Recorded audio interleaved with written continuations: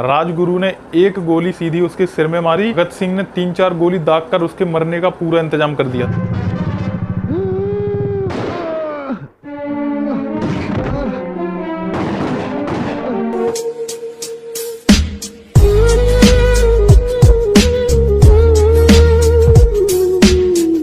नमस्कार दोस्तों, भगत सिंह का जन्म पंजाब के किसान सरदार किशन सिंह के घर हुआ था। इनकी मां का नाम विद्यावती कौर था। वैसे इनकी जन्म तिथि को लेकर थोड़ा कंफ्यूजन है। कुछ लोग इनकी जन्म तिथि 27 सितंबर बताते हैं तो कुछ लोग 28 सितंबर 1907 बताते हैं। 13 अप्रैल 1919 में हुए जलियन वाला बाग हत्याकांड में एक पढ़ने लिखने वाले सिख लड़के की सोच को बदल कर रख दिया था।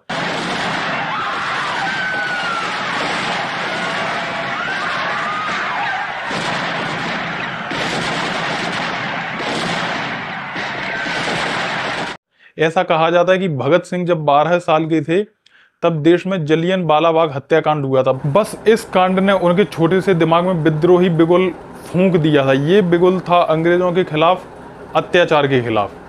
गांधी जी के असहयोग आंदोलन के रद्द होने के बाद उनका गुस्सा अंग्रेजों के खिलाफ और बढ़ गया।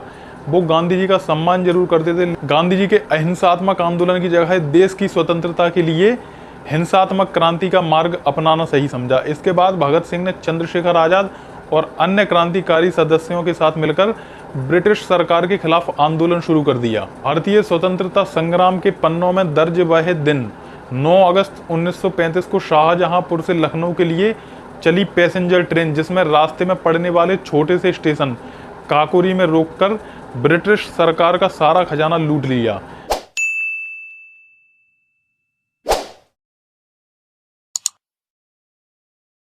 यह घटना इतिहास में काकोरी कांड नाम से बहुत प्रसिद्ध है। उन्होंने जुलूस में भाग लेना प्रारंभ कर दिया और कई क्रांतिकारी दलों के सदस्य बने। उनके दल के प्रमुख क्रांतिकारी में चंद्रशेखर आजाद, सुखदेव, राजगुरु थे। काकोरी कांड में 4 क्रांतिकारियों को फांसी और 14 क्रांतिकारियों को कारावास की सजा सुनाई। भगत सिंह अंदर से पूरी तरह से टूट गए थे, लेकिन उन्होंने हार नहीं मानी। उन्होंने 1928 में अपनी पार्टी नौजवान भारत सभा का हिंदुस्तान रिपब्लिक एसोसिएशन में बदलाव कर दिया था और उसे एक नया नाम हिंदुस्तान सोशलिस्ट रिपब्लिक एसोसिएशन दे दिया था। 1928 में साइमन कमीशन के बहिष्कार के लिए भयानक प्रदर्शन हुए। इनके प्रदर्शनों में भाग लेने वालों पर अंग्रेजी शासन ने लाठीचार्ज भी किया। इसी लाठीचार्ज से आहत होकर लाला लाजपत राय की मृत्यु हो गई थी। अब भगत सिंह से रहा न गया। एक गुप्त योजना के तहत उन्होंने पुलिस सुपरिंटेंडेंट स्कॉट को मारने का प्लान बनाया। 17 सितंबर 1928 को करीब 4:15 बजे एएसपी सॉन्डर्स के आते ही राजगुरु ने एक गोली सीधी उसके सिर में मारी। भगत सिंह ने 3-4 गोली दागकर उसके मरने का पूरा इंतजाम कर दिया।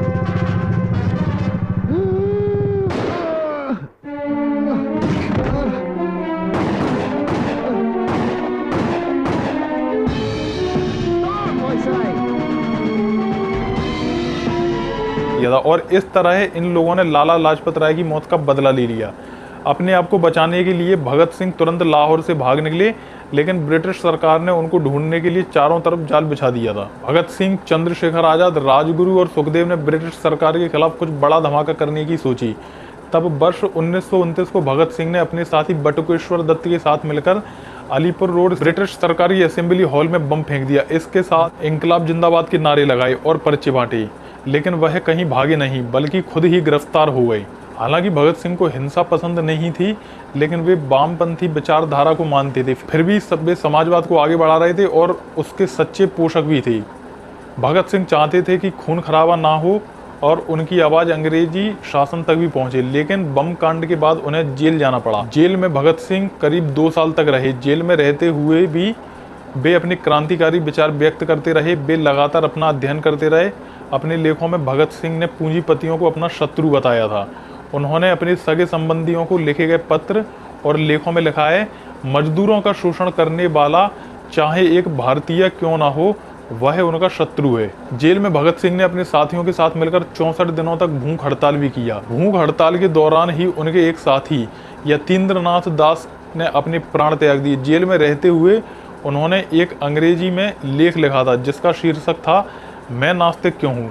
इसके कुछ समय बाद ही भगत सिंह, शिवराज, राजगुरु और सुखदेव को 23 तारीख की रात्रि को ही फांसी दे दी गई थी और जनसमूह के विरोध प्रदर्शन के डर से ब्रिटिश सरकार ने सभी का अंतिम संस्कार भी कर दिया था। फांसी पर जाते समय तीनों एक ही गीत गा रहे थे, मेरा रंग दे बसंती चोर। के बारे में आज के युवा प्रेरणा लेते हैं।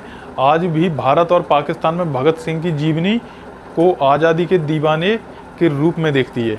भगत सिंह और उनके साथियों के बलिदान को आज भी याद किया जाता है। हर साल उनकी मृत्यु तिथि को शहीद दिवस के रूप में मनाया जाता है और इसी दिन उन्हें देश के सभी जनों द्वारा श्रद्धांजलि दी जाती है।